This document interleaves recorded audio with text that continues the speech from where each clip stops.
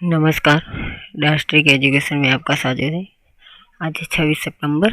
आज हम 26 सितंबर के लगते इम्पोर्टेंट क्वेश्चन के बारे में जाने हैं। आज हम 1 से 9 क्वेश्चन के बारे में जाने हैं विथ ब्रीफ के साथ। तो हमारे इस चैनल को लाइक और सब्सक्राइब जरूर कीजिए और अच्छे से नोटिफिकेशन पाने के लिए बेल आइकन बटन को जरूर दबाइए। चलो हम बढ़ते हैं अगले क्वेश्चन की ओर। भारत में अंत्योदय दिवस कब मनाया जाता है? तो इसका आंसर है 25 सितंबर। चलो अंत्योदय दिवस के बारे में कुछ जान लेते हैं ब्रीफ से। 25 सितंबर सरकार ने दीनदयाल उपाध्याय के सम्मान में अंत्योदय दिवस मनाने का घोषणा की है। उनकी 98वीं जन्म जयंती पर गरीबों की सेवा में उनके योगदान को याद किया और उनका जन्म 25 सितंबर 1916 में हुआ था। श्यामा प्रसाद मुखर्जी ने जनसंघ की स्थापना के दौरान उनको उत्तर प्रदेश का महासचिव बनाया था। सरकार ने हाल ही में मुगल सराय जंक्शन का नाम बदलकर दीनदयाल स्टेशन कर दिया है। कंडला बंदरगाह को बदलकर दीनदयाल उपाध्याय कर दिया है। चलो हम इसके बारे में और कुछ ब्रीफ से जानें। इस दिवस को दीनदयाल देश के राष्ट्रवादी आंदोलन के महान विचारक को बढ़ाना देना है। उपाध्याय जी पत्रकार के साथ चिंतक और लेखक भी थे। उनकी कुछ लोकप्रिय पुस्तक भी लिखी हैं जो इस तरह हैं: 2 योजनाएं, राजनीतिक डायरी, तीसरी है भारतीय अर्थनीति का उन्मूलन, चौथा है सम्राट चंद्रगुप्त, 5वीं है सदगुरु शंकराचार्य, 6वीं है एकात्म मानववाद, 7वीं है एक प्रेम कथा। चलो हम बढ़ते हैं अगले क्वेश्चन की ओर। हाल ही में संयुक्त राष्ट्र पर्यावरण UNEP के क्षेत्रीय रीजनल राजदूत के रूप में किसे नियुक्त किया गया है? तो इसका आंसर है खुशी चिंडलिया। चलो हम UN के बारे में जान लेते हैं कुछ। United Nation Environment Programme UN की स्थापना 1972 में हुई थी। इसका मुख्यालय नैरोबी स्थित है और इसके 6 अन्य देशों के में भी क्षेत्रीय कार्यकाल हैं। अध्यक्ष है इंगे एंडरसन। भारत में इसका मुख्यालय दिल्ली में है। कुछ इसके बारे में चलो हम डिटेल से आपको बताते हैं। आप ये भी याद रख सकते हैं, नासा और संयुक्त राष्ट्र पर्यावरण ग्लोबल कार्यक्रम और अन्य पर्यावरण गतिविधियों के संयुक्त हेतु एक समझौता किया है। UNEP की निगरानी इस सब पर रखता है, जैसे कि जलवायु परिवर्तन, आपदाएं, परिस्थिति प्रबंधन, पर्यावरणीय शासन, हानिकारक पदार्थ। चलो हम कुछ दिव्या मिर्जा के बारे में जाने हैं।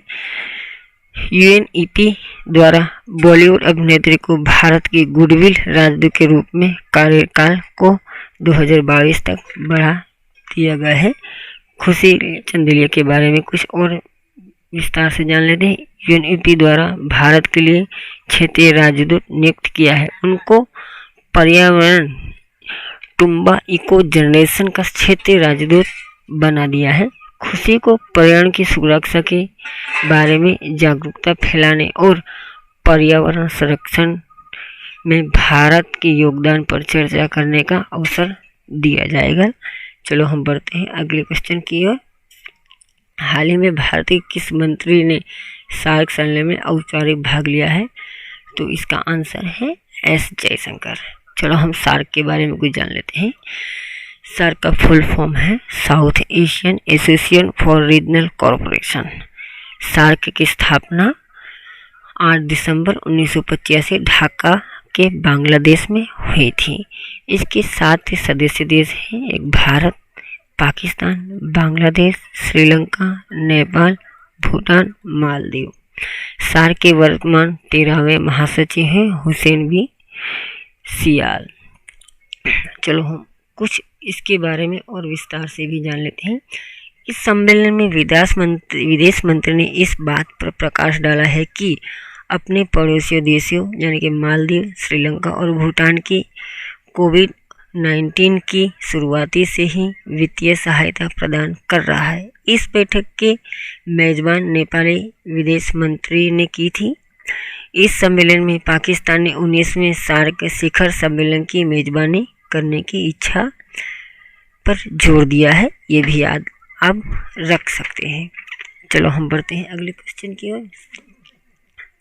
भारत ने हाल ही में कौन सी मिसाइल का सफल परीक्षण किया है? तो इसका आंसर है पृथ्वी-2। यह परीक्षण ओडिशा के चांदीपुर इंटीग्रेटेड टेस्ट रेंज में आयोजित किया गया था। यह मिसाइल 350 किमी दूरी तय कर सकती है। चलो हम कुछ पृथ्वी मिसाइल के बारे में जान लेते हैं। 1983 में Integrated Guided Missile Development Programme के साथ विकसित किया गया था। यह मिसाइल डीआरडीओ की पहली मिसाइल थी। हमने कल आपको डीआरडीओ के बारे में विस्तार से बात की थी, तो आप पिछले वीडियो देख सकते हैं। चलो हम जान सकते हैं डीआरडीओ की विकसित की गई मिसाइल। एक है पृथ्वी मिसाइल।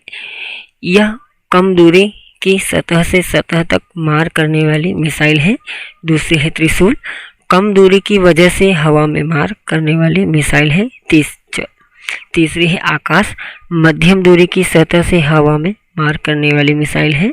चौथी है नाग, एंटी टैंक मिसाइल है। चलो हम बढ़ते हैं अगले क्वेश्चन की ओर। हाल ही में किस प्रधानमंत्री ने लियो वदरकर ने अपने पद से इस्तीफा दे दिया है? तो इसका आंसर है आयरलैंड। चलो आयरलैंड के बारे में जान लें। आयरलैंड उत्तरी पश्चिम यूरोप का एक सम्मुख राज्य है। इसकी राजधानी है डबलिन। इसके राष्ट्रपति हैं मैरी मेम अलीज। आयरलैंड 3 सागर से घिरा है। दक्षिण में सेल्टिक सागर, दक्षिण पूर्व में सेंट जॉर्ज का चैनल और पूर्व में आयरिश सागर। चलो और कुछ विस्तार से इसके बारे में जान लेते हैं। आयरलैंड एक ऐसा देश है जहाँ सांप नहीं पाया जाता है। आयरलैंड एक ऐसा देश है कि यहाँ पर गर्भपात करना कानूनी अपराध है। यहाँ की लंबी नदी है शैनॉन नदी है, जिसकी लंबाई 360 किलोमीटर है। आयरलैंड का राष्ट्रीय प्राणी है हैर। चलो हम बढ़ते हैं अगले क्वेश्चन की ओर। विश्व फार्मासिस्ट दिवस कब मनाया जाता है? तो इसका आंसर है 25 सितंबर। चलो हम कुछ विस्तार से जानते हैं। 2009 में इस्तांबुल तुर्की ने अंतर्राष्ट्रीय फार्मास्यूटिकल फेडरेशन FIP द्वारा इस दिवस को मनाया जाता है। 2020 की इसकी थीम थी ट्रांसफॉर्मिंग ग्लोबल हेल्थ। इसकी स्थापना 1912 में हुई थी। चलो इसके बारे में हम कुछ और विस्तार से जानते हैं। दुनिया की स्वास्थ्य देखभाल जरूरतों और अपेक्षाओं को पूरा करने के लिए मनाया जाता है। ज्ञान और विज्ञान को बढ़ावा देने के लिए और मरीजों की ज़रूरतों को सेवाओं में बदला जाए, इसके लिए इस दिवस को मनाया जाता है। चलो हम बढ़ते हैं अगले क्वेश्चन की ओर। हाल ही में किसने कार्य सदस्य का कार्यक्रम लॉन्च किया है? तो इसका आंसर है मारुति सुजुकी। मारुति सुजुकी ने इसे दिल्ली के NCR में गाजियाबाद, फरीदाबाद, गुरुग्राम लोगों के लिए लॉन्च किया है। चलो हम बढ़ते हैं अगले क्वेश्चन की ओर। हाल ही में किस पूर्व ऑस्ट्रेलियाई बल्लेबाज का निधन हो गया है? तो इसका आंसर है डी जोन्स। चलो डी जोन्स के बारे में कुछ जान लेते हैं। डी जोन्स का जन्म 24 मार्च 1961 में हुआ था। चलो हम डी जोन्स के बारे में और कुछ जानकारी आपको बता रहे हैं। डी जोन्स क्रिकेट खेल के सबसे महान एम्बेसडर में से एक माने जाते थे। वो कमेंट्री के चैंपियन भी थे। उन्होंने अपने करियर में कुल 52 टेस्ट और 164 वनडे मैच खेले हैं। वो IPL में कमेंट्री के रूप में योगदान दे रहे थे। उन पर 2006 में नस्ल भेद का आरोप भी लगाया था। दक्षिण अफ्रीका के हाशिम अमला ने उनको मैच के दौरान आतंकवादी कह दिया था।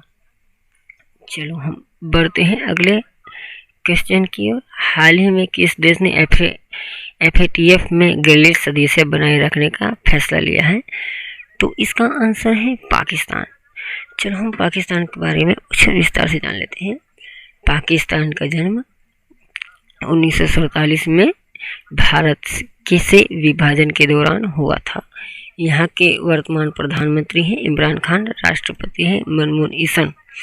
पाकिस्तान की सीमाएं भारत के 4 राज्य से मिलती हैं: जम्मू कश्मीर, पंजाब, राजस्थान, गुजरात।